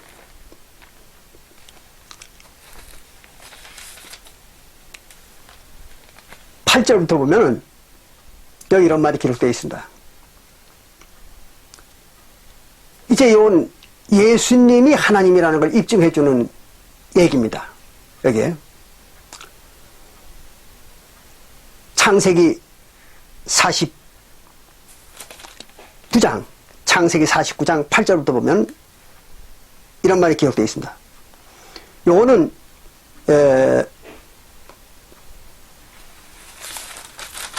아브라함이 그러니까 야곱이 자기가 죽기 직전에 그 12아들들에 대해서 예언을 하고 죽는 겁니다. 바로 그 얘기예요. 야곱의 예언입니다. 8절에 유다야 그랬어요. 유다 지파의 조상 유다입니다. 유다에 대해서는 뭐라고 얘기했는가 하면 이렇게 얘기했어요. 야곱이. 유다야 너는 내 형제의 찬송이 될지라. 내 손이 내 원수의 목을 잡을 것이요 내 아비의 아들들이 내 앞에 절하리로다. 유다가 가장 복받은 자죠. 그래서 유다 지파가 생긴 거죠. 유다 나라가 생기고. 예. 그리고 그 뒤에 뭐라 하냐면 9절에 유다는 사자 새끼로다. 내 아들아 너는 움킨 것을 찢고 올라갔도다. 그에 엎드리고 웅크림이 수사자 같고 암사자 같으니 누가 그를 범할 수 있으랴 그랬어요. 그리고 10절에 그랬어요. 홀이 그랬습니다. 홀이라는 건 뭐냐면 여러분들이 이제 사극 같은 걸 보게 되면요 대신들이나 이런 벼슬아치들이 앞에다가 이렇게 뭘 이렇게 팻말 비슷한 걸 이렇게 들고 다니는 걸 봤을 거예요. 그게 홀입니다. 그게 뭔가 하면 자기 자신의 그 벼슬에 대한 권위, 벼슬에 대한 권위를 표시하는 편말입니다. 그걸 홀이라고 그래요. 그러니까 홀을 지녔다. 그 말은 어떤 권세를 가졌다. 또 어떤 직위를 가졌다. 이런 것이죠. 그 직위와 권세를 나타내는 게 홀입니다. 그래서 그 홀이 바로 유다가 가지고 있는 홀. 이것을 얘기하는 거예요. 홀이 유다를 떠나지 아니하며 그랬어요. 특별한 유다만이 갖는 그 특별한 권위의 상징. 그게 뭐죠? 왕권이죠. 그거를 유다를 떠나지 않는다. 그래서 이스라엘 나라가 다 망하면서도 유다 지파는 예수님 때까지 그렇게 왕권을 유지해 왔었잖아요. 그 얘기입니다. 아니하며 칠이자의 지팡이가, 칠이자의 지팡이는 뭐예요? 지팡이는 권세죠, 권세. 모세가 지팡이를 가지고 권세를 행했잖아요. 그게 칠이자의 지팡이, 즉 왕권입니다. 왕권이 그 발 사이에서 떠나지 아니하시기를. 언제까지 그렇게 되는가 하면 실로가 오시기까지 미친다. 실로가 올 때까지. 실로가 올 때까지 그렇게 된다는 거죠. 그럼 실로는 누군가? 하나님입니다. 왜 실로가 하나님인가 하면요, 실로라는 것은 가나안에 있는 땅의 이름입니다. 실로라는 것은 가나안에 있는 땅의 이름인데, 그 땅이 실로가 여호와가 최초로 이스라엘 백성들이 여호와의 그 성소를 들러매고 이제 이동을 하다가 애굽에서 탈출할 때 최초로 가나안에 들어와 가지고 성소를 정착시키고 회막을 지었던 곳입니다. 그 실로라는 땅이에요. 그래서 이제 이스라엘 백성들이 그때는 이제 모든 결정을 할 때 실로에 모여서 했고, 또 하나님에게 제사를 드리거나 또는 뭐를 물어볼 때에는 그 실로에 꼭 갔었던 것입니다. 그래서 실로와 하나님을 동일시했던 거예요.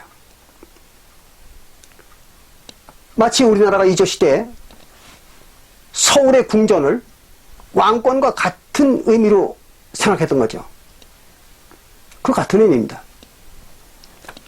그래서 실로 하면은 하나님 하면 실로, 이렇게 이스라엘 백성들은 알았던 거예요. 그래가지고 실로가 올 때까지, 그 말은 무슨 말이냐 그러면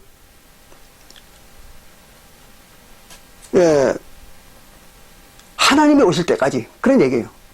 그 실로에 있던 그 하나님이 오실 때까지, 그걸 이렇게 얘기한 겁니다. 야곱이. 그래서 실로가 오실 때까지, 즉 하나님이 오실 때까지 유대 나라가 왕권을 유지한다, 그런 얘기입니다. 그럼 유대 나라가 언제까지 왕권을 유지했습니까? 사도시대까지죠. 그렇잖아요. 그런데 하나님인 예수가 오니까, 즉 실로죠. 예수님이 실로예요. 하나님입니다. 그 하나님인 실로인 예수가 오니까 유다의 왕권이 이제 끊어진 거죠. 그걸 얘기하는 거예요. 그걸 예언한 겁니다, 이것이.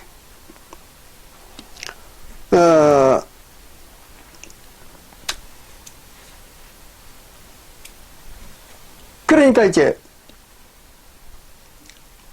바로 실로가 올 때까지만 이제 유다 나라, 유다 지파에게 왕권이 있다. 이제 그걸 얘기한 겁니다. 그래서 이제 이삭을 갖다 약속의 자손이다. 그랬어요.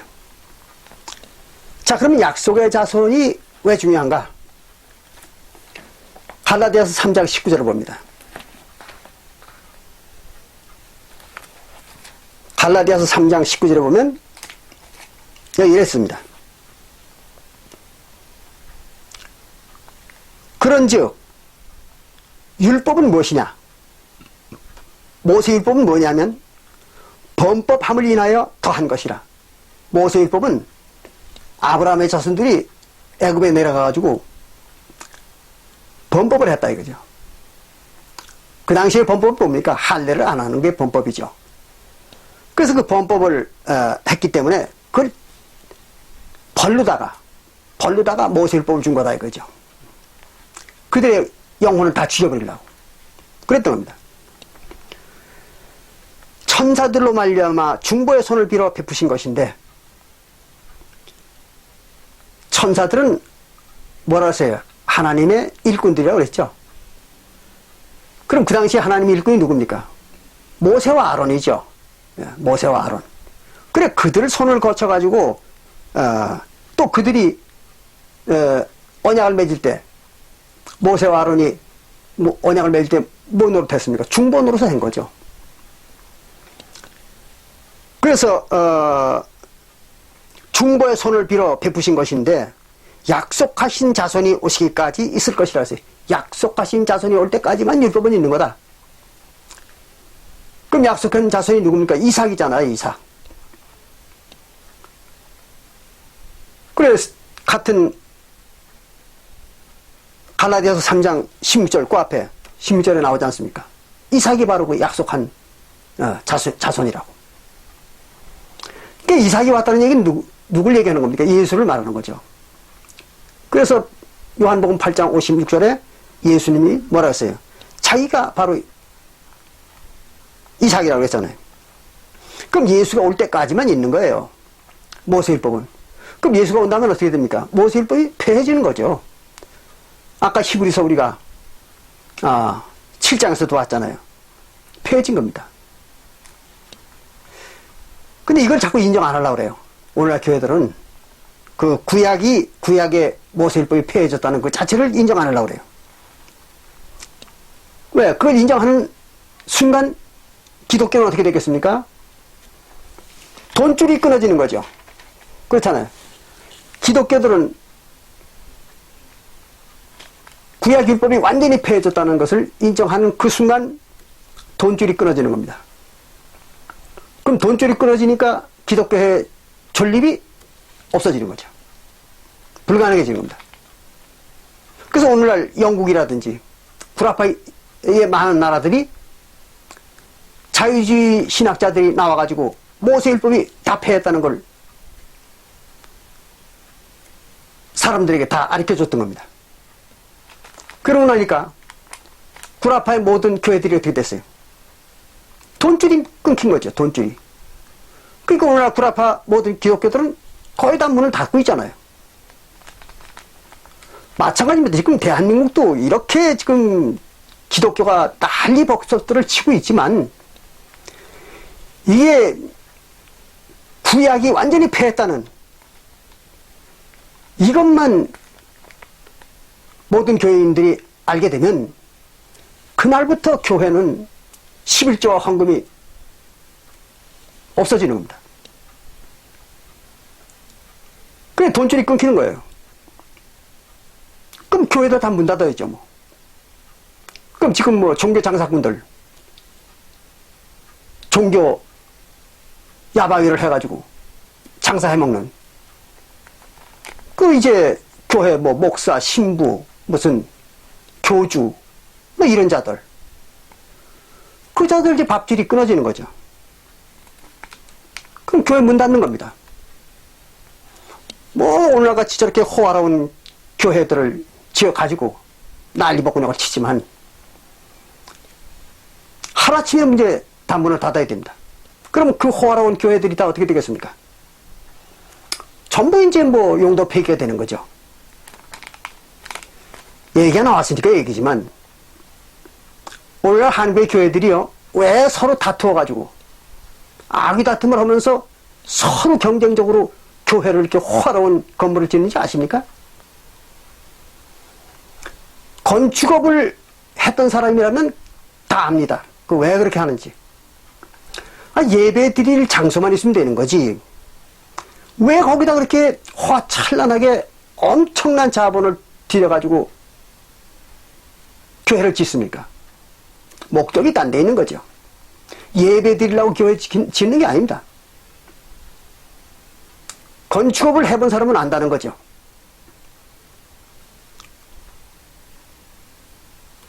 건물이나 시설을 하나 만들 때 그거를 업자들에게, 건축업자들에게 수주를 해야 되잖아요. 자기들이 짓는 게 아니잖아요. 건축업자가 지어줘야지. 그럼 건축업자들은 그걸 지으면 뭐가 생깁니까? 이득이 생기죠.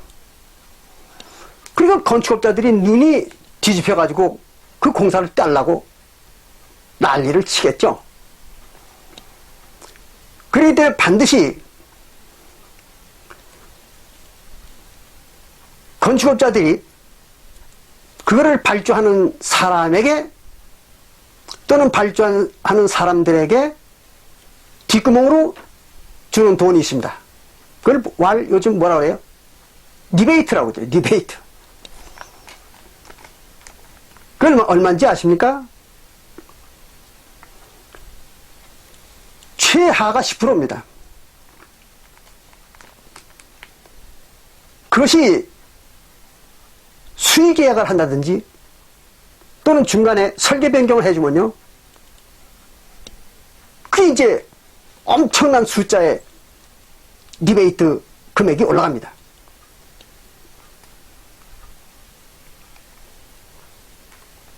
뭐 경쟁 입찰 한다고 그래요, 그 사람들. 근데 경쟁 입찰, 그건 다 명문뿐입니다. 짜고 치는 겁니다, 그거 다. 그냥 들러리 몇 세워놓고, 그리고 그냥 이미 업자는 선정되어 있는 거예요. 그래가지고 이제 형식적으로만 경쟁 입찰 이렇게 하는 겁니다. 그럼 뭐가 생겨요? 집을 더 비싼 걸 질수록 해. 집을 더 비싼 돈을 들여가지고 지을 경우에 더 호화롭게 지어야 건축금이 자꾸 올라갈 거 아니에요. 그러면 뒷구녕으로 빠지는 돈이 어떻게 됩니까? 점점 그것도 또 불어나겠죠. 그 재미로 점점 더 돈을 많이 들여가지고 점점 더 호화로운 교회 건물들을 짓는 거예요. 생기는 거 없는데 왜 하겠습니까? 그 짓을. 그렇잖아요. 예를 들어서 50억을 들여가지고 교회를 짓는다. 그럼 거기서 한 20억 들여가지고 교회 짓고 나머지 돈 가지고 불쌍한 교인들을 도와주면 얼마나 좋습니까? 또 성경은 그렇게 가르치잖아요. 불쌍한 형제들 도와주라고. 근데 오늘날 교회들이 불쌍한 형제 도와줍니까? 안 도와주잖아요. 그저 코 묻은 돈 얼마 조금씩 놓아주고 생색만 내죠. 그리고 뭐 교회 짓는 거 무슨 또 무슨 행사에 들어가는 돈 이런 건 아낌없이 그냥 얼마든지 천문학적인 그 금액을 쏟아붓습니다.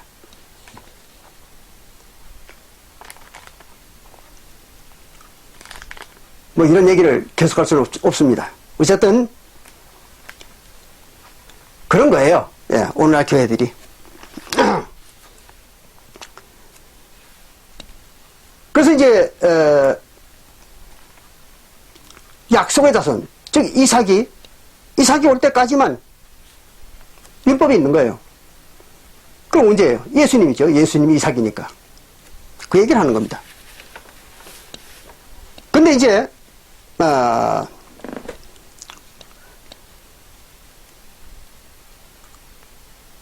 구약 시대에 하나님은 이제 신약 시대나 구약 시대에 하나님은 뭐가 없는 겁니까? 육신이 없는 거죠. 육신이 없는 거예요. 그러니까 육신이 없으니까 어떻게 돼요? 아비 어미가 없는 거죠. 아비나 어미가 없습니다. 족보도 없고. 그러면 예수님의 백성들은 어떠냐? 예수님의 백성도 아비가 없어야 되겠죠. 어미도 없고. 그렇죠? 하나님의 백성들도 하나님이 아비 어미가 없으니까 하나님의 백성들도 뭐가 없어야 되겠어요? 아비 어미가 없어야 되겠죠. 근데 오늘날 어떤 교회들은요, 하나님의 백성들도 아비 어미가 있어야 된대요. 그 왜 하나님의 백성들도 아비 어미가 있어야 되냐 했더니 그것도 생명체이기 때문에 생명체는 반드시 아비 어미가 있어야 생명체가 나온다는 거예요. 이것도 야바위입니다. 이게 야바위 수법이에요. 잘 생각해 보세요. 생명체들이 아비 어미가 있어야만 나옵니까? 아니잖아요. 아메바, 그 생명체입니다. 그 아비 어미가 있습니까? 없어요. 자체 분열로다가 자식이 나오는 겁니다. 또 줄기식물, 여러분들 아시죠? 줄기식물, 대나무나 또는 그 외에 줄기식물들이 많죠. 돼지감자라는 게 있어요. 뭐 그런 거. 그리고 씨가 있습니까? 없어요. 꽃이 있습니까? 없습니다. 그럼 뭘로다가 번식을 합니까? 줄기로 번식하는 겁니다. 줄기식물은 어미애비가 없어요. 그럼 그냥 자체 분열하는 거예요. 그런 생명체가 많잖아요. 그와 마찬가지로 영체는, 잘 들으세요. 영체는 어미아비가 없습니다. 영체는 자체 분열하는 것이지 어미아비를 통해서 난자, 정자가 결합을 해가지고 자식을 낳는 게 아닙니다. 이걸 잘 아셔야 돼요. 그러니까 오늘날 어떤 교회에서 하늘 아버지와 하늘 어머니가 있어야 하나님의 백성들이 생긴다, 이렇게 가리키는 교회는 그건 완전히 사기꾼들입니다. 야바위 치는 거예요. 속지 마십시오. 자, 보겠습니다. 신명기 18장 15절을 봅니다. 우리가 한번 봤었죠. 신명기 18장 15절에 보면 여기 이런 말이 있습니다. 네 하나님 여호와께서 너희 중에 네 형제 중에서, 그랬어요. 지금 모세가 이스라엘 백성들을 쭉 안치켜놓고 하는 말입니다. 하나님 여호와께서 너희 중 네 형제 중에, 그랬어요. 그럼 너희들이니까 누구예요? 모세 시대에, 모세 때의 이스라엘 사람들입니다. 그 사람들을 놓고 지금 모세가 얘기하는 거예요. 예. 그래서 나 같은 선지자 하나를 너희를 위하여 일으키리니, 그랬어요. 나 같은, 누구? 모세 같은 선지자를 하나 일으킨다는 거예요. 누구한테? 그 모세 시대의 이스라엘 백성들한테. 그들에게 일으켜주겠다는 거예요. 너는 그들을 들어주냐? 너희는 그 앞으로 장차 나와 같은 선지자를 하나님이 세워줄 텐데 그 선지자의 말을 꼭 들으라는 거죠. 그렇게 모세가 얘기했어요. 그런데 이 모세 같은 선지자가 언제 나타났느냐 그러면요, 장장 1500년이나 지나가지고 예수님으로 나타난 겁니다. 예수님이 바로 모세 같은 선지자예요. 베드로가 그걸 입증했죠. 보겠습니다. 사도행전 4장.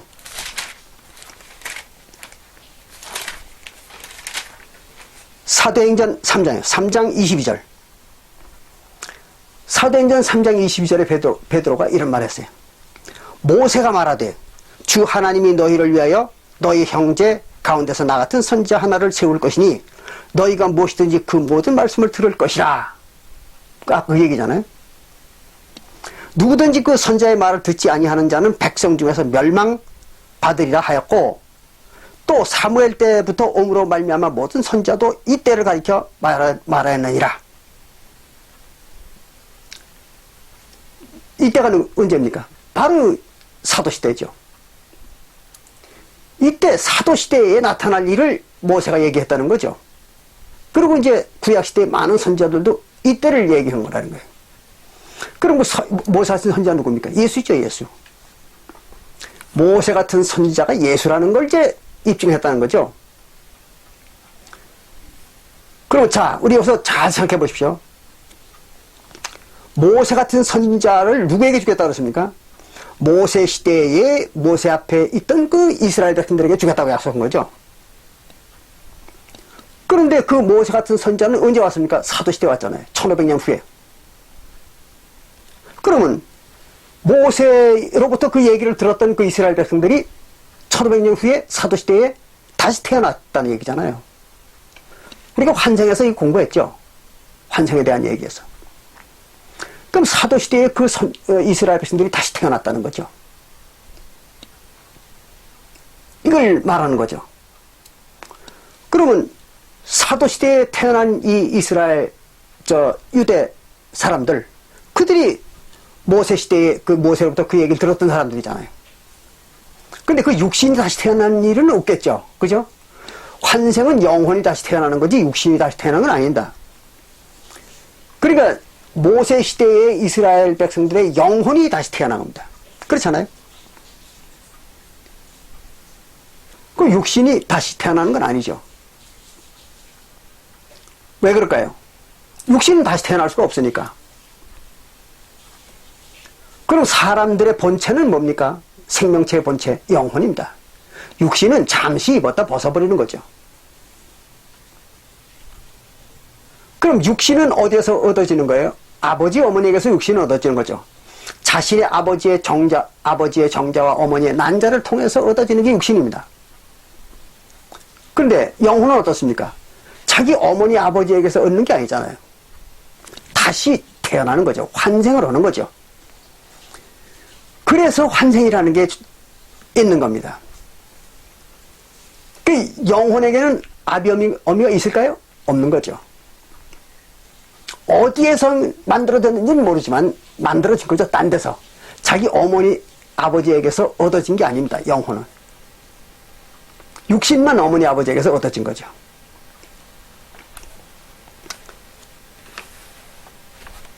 그러니까 그 영혼은 이제 우리가 모른다고 칩시다. 아직은 모른다고 얘기를 합시다. 그럼 어머니 아버지로부터 육신만 얻었어요. 그리고 영혼은 환생을 해왔으니까 수천 년 수만 년 동안 환생을 했겠으니까 어디서 온지는 모르죠. 어쨌든 그러나 하나님의 백성들의 영혼을 가지고 뭐라 하세요? 이건 내 자식이라고 했잖아요. 내 자손이라. 그러니까 하나님이 만들었다고 봐야죠. 그렇잖아요?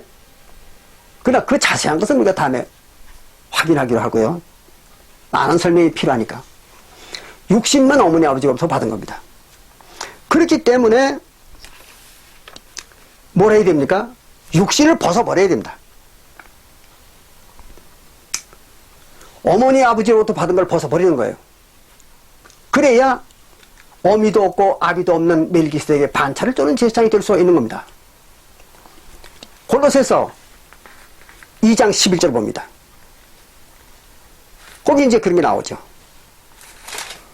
골로새서 2장 11절에 보면 이런 말이 기록되어 있어요. 또 그 안에서 너희가 손으로 하지 아니한 할례를 받았으니, 그러니까 몸을 째는, 몸의 일부를 자르는 그런 할례를 받지 아니했으니 곧 육적 몸을 벗는 것이요, 육신의 몸을 벗어버리는 거죠. 것이요 그리스도의 할례이라. 그리스도의 할례, 즉 침례죠. 그리스도의 할례가 몸을 벗는 겁니다.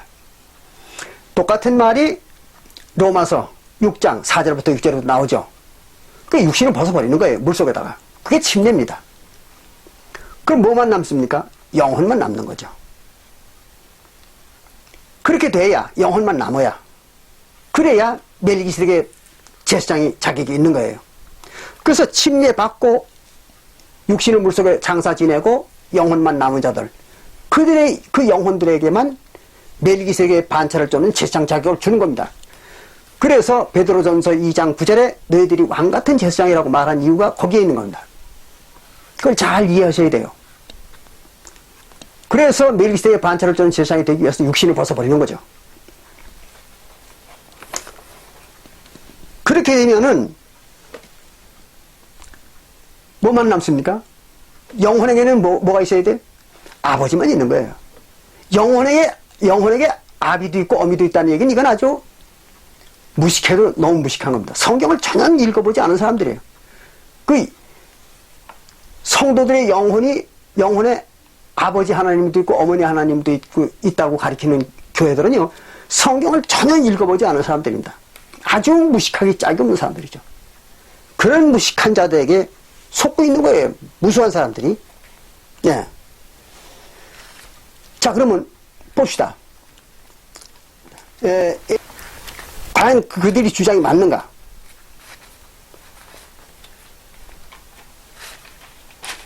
에베소서 4장 6절에 보면요, 여기 이랬어요. 하나님도 하나의 신이 그랬어요. 하나님은 한 분이라는 거예요. 엄연히 하나님은 한 분입니다. 그러니까 그 창세기 1장 26절부터 27절 같은 데 나오는 그 엘로힘, 복수의 하나님, 그 엘로힘이라는 그 금송아지 신들, 그건 하나님이 아니라는 게 명백하잖아요. 그 지난번에 우리가 배웠죠. 엘로힘은 그 하나님 아니라고. 여호와와 엘로힘은 전혀 다른 겁니다. 엘로힘은 하나님이 아니에요. 그거는 북방 이스라엘 민족들이 만들어 섬겼던 그 금송아지 신입니다. 그러니까 이제 그 여호와가 막 엘로힘을 만들어 섬기는 놈들을 보고 노발대발했던 거죠. 그래가지고 저주받아가지고 다 망했지 않습니까? 엘로힘 믿던 놈들이. 근데 오늘날 엘로힘 믿는 교회들이 있어요. 그 어떻게 되는 거예요? 황당한 얘기죠. 자, 에베소서 4장 6절에 하나님도 하나의 신이 곧 만유의 아버지시라고 했잖아요. 아버지.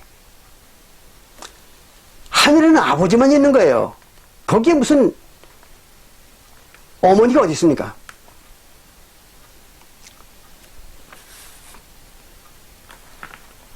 그러니까 어떤 자들은요,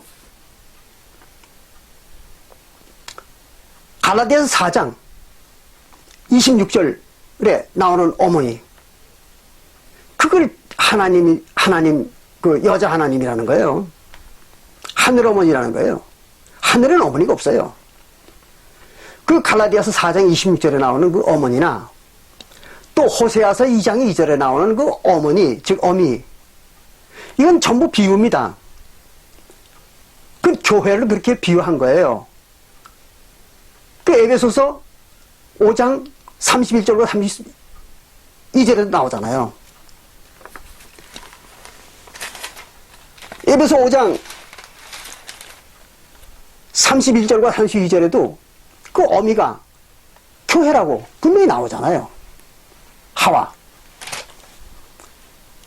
이건 그 비유예요, 비유. 그런 거지, 그 실제 하늘어머니라는 게 있는 게 아닙니다. 아주 무식한 자들이죠, 뭐. 그래서 하늘에는 아버지만 있는 거예요. 또 엄정히 따지면 사실 아버지도 아닙니다. 아버지, 어머니라는 그 호칭 자체가 붙일 수가 없는 거예요, 하나님에게는. 그냥 자기를 만들어준 창조자인 거예요, 하나님은. 그래서 자기의 영혼을 만들어준 창조자, 그게 하나님이죠. 그런 것이지 거기 뭐 아버지, 어머니라는 호칭이 어떻게 존재합니까?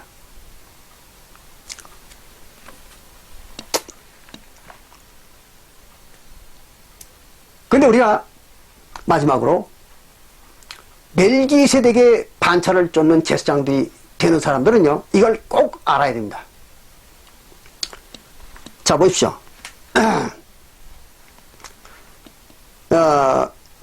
고린도전서 6장 17절에 이런 말이 있습니다. 주와 합하는 자는 한 영이니라 그랬어요.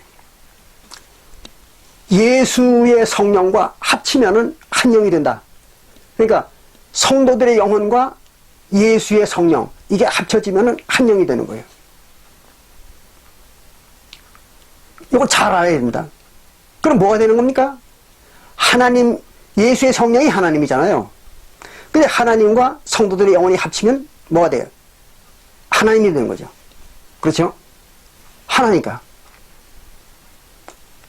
다시 한번 말씀드립니다. 예수 그리스도, 하나님이신 예수 그리스도의 성령과 성도들의 영혼이 합치면 하나가 되니까 하나님이 되는 거죠. 그렇잖아요. 성도들의 영혼이. 잘 기억하세요. 또 요한복음 17장 21절부터 22절에 보면, 요한복음 17장 21절부터 22절에 보면 예수님이 이렇게 말했습니다.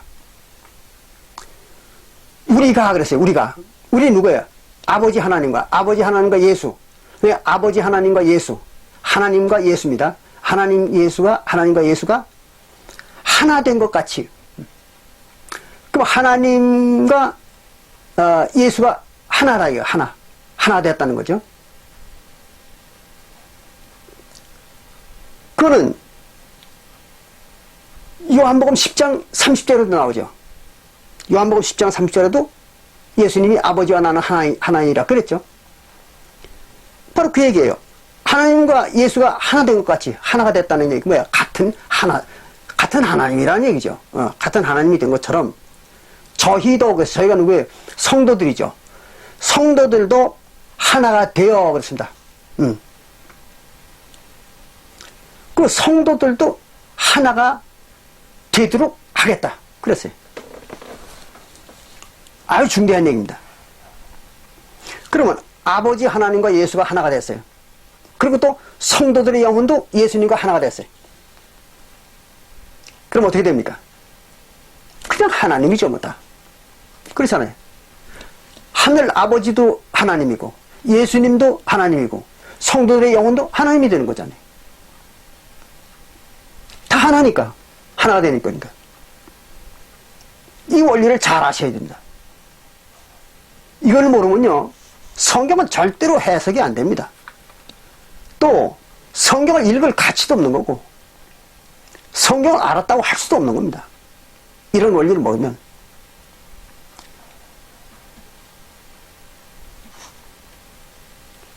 그러니까 이게 바로 신의 세계입니다. 영적 세계입니다. 영적 세계는 이런 것입니다. 그게 신의 세계고, 그래서 신령한 세계요, 신비한 세계입니다. 이걸 3차원적 세계의 과학이나 어떤 존재 원리로 설명은 안 되죠. 그렇잖아요. 그러니까 신비 아닙니까? 신비의 세계. 물론 오늘날에는요, 영적 세계에 대한 연구를 아주 많은 사람이 하고 있습니다. 과학자들이나 또는 의학계 학자들이나 정신 분석가들이나 이런 사람들이 많은 연구를 하고 많은 결과를 얻고 있어요. 지금은 제가 이 자리에서 소개를 드릴 수가 없습니다만은 제게도 많은 책이 있습니다. 그에 대한 책이. 그런 걸 읽어보면요, 그 영적 세계라는 게 어떻게 구성되어 있으며 또 우리 인간들의 영혼과 전혀 불가분의 관계라는 거, 이런 거 다 알게 됩니다. 그 영적 세계를 알아야 돼요. 그래야 성경은 이해가 되는 것입니다. 자, 이제 결론을 내립니다. 멜기세덱의 반차를 쫓는 제사장들, 그 멜기세덱의 반차를 쫓는 제사장이라는 것은 바로 어떤 사람들입니까? 하나님들이죠. 결론적으로 하나님들입니다. 그래서 대제사장도 하나님이고 제사장들도 하나님이 되는 겁니다.